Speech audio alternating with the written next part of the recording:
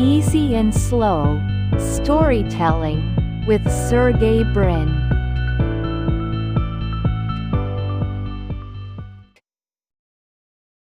What happens when curiosity refuses to stay academic? When questions are not meant to be answered quietly. Sergey Brin is often mentioned as a co-founder, a technical mind, a background figure next to a louder partner. But that description misses the deeper story. Because Brin was never just building software. He was challenging how knowledge itself should move. Many people see Sergey Brin as the quiet half of Google. The engineer, the algorithm guy, less visible, less vocal, less interested in power. That image is partly true. And deeply misleading. Because Brin was driven by something more personal. A distrust of information control. A belief that access to knowledge is a moral issue. And a lifelong resistance to authority that limits truth. Sergey Brin was born in Moscow in 1973. He grew up in the Soviet Union. A place where information was restricted. Where ideas were filtered. Where truth was often political. His family felt that pressure directly. His father was a mathematician. His mother a scientist. Both experienced discrimination for being Jewish. They knew that intelligence did not guarantee opportunity. So they left. In 1979, when Sergey was 6, they immigrated to the United States. Not for wealth, but for freedom of thought. That experience stayed with him. Even as a child, even as a student. The idea that information should not be controlled. That access matters. That systems can quietly shape what people are allowed to know.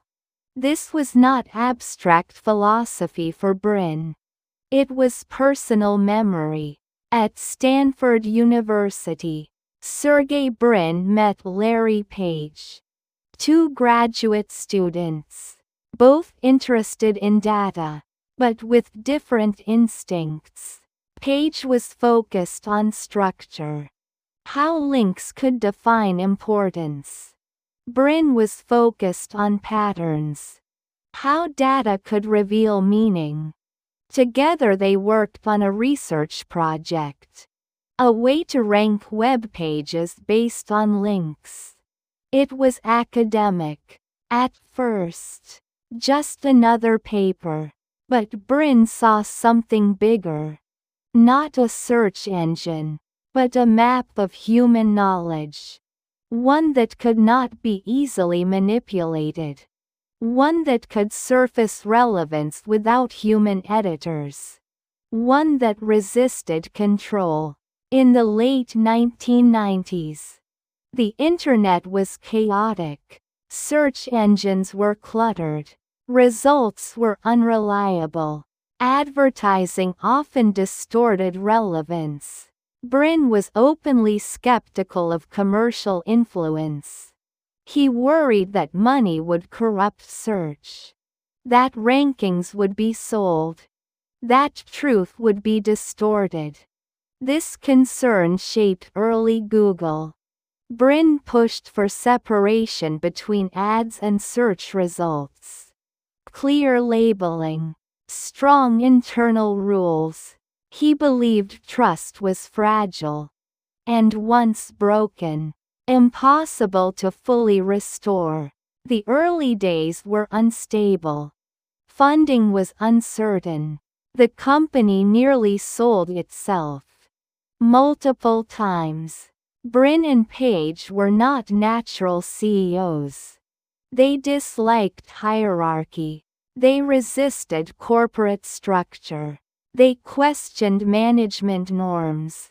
At times, they nearly lost control.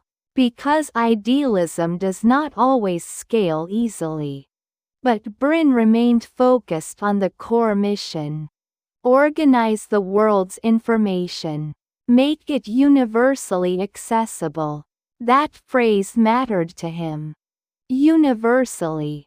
Not selectively. Not profit first. But access first. As Google grew, Brin became less interested in operations. More interested in exploration. He moved toward experimental projects. Moonshots.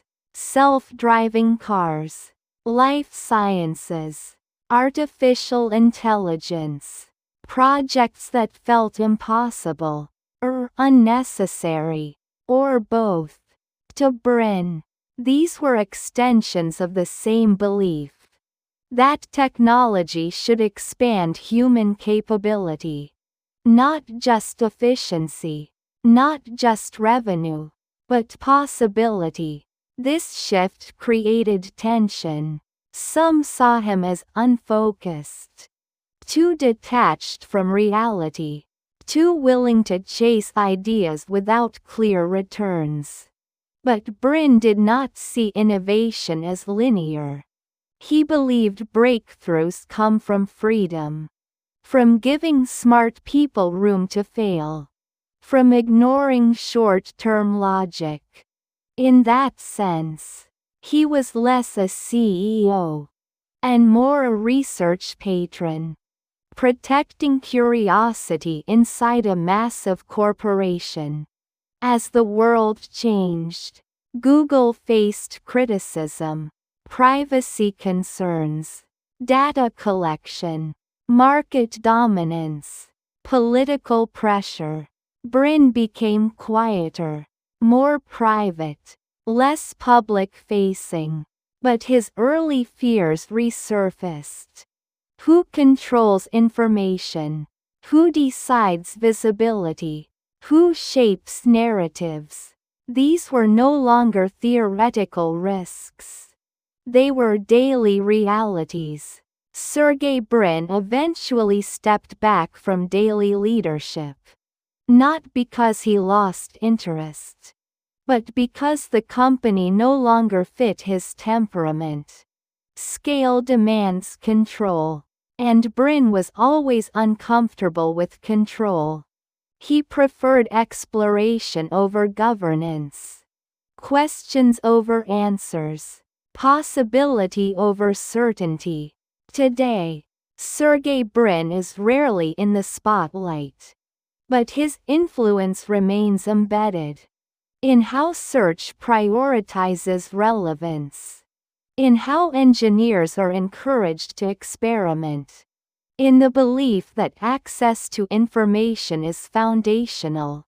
Even when the execution is imperfect. Even when the consequences are complicated. His story is not about dominance, or charisma, or personal branding. It is about suspicion. Suspicion of authority. Suspicion of centralized truth. And a quiet insistence that knowledge should move freely. The question is not whether Sergey Brin succeeded. The question is whether such idealism can survive scale. Can systems built on freedom avoid becoming instruments of control? Can access remain open as power concentrates? And if not, what responsibility does the builder carry?